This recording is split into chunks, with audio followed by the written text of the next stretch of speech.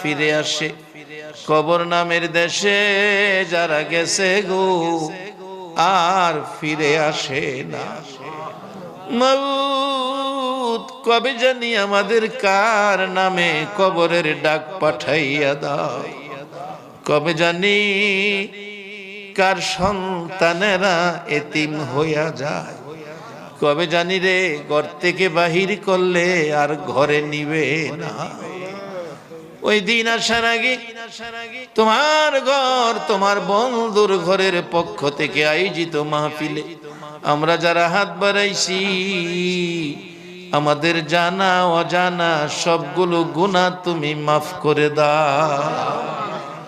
আল্লাহ আমরা গুনাহগার গো, আমরা গুনাহ করেছি, আমরা তো জানি না কেমনে তোমারে ডাকলে ক্ষমা দিবা। শুনেছি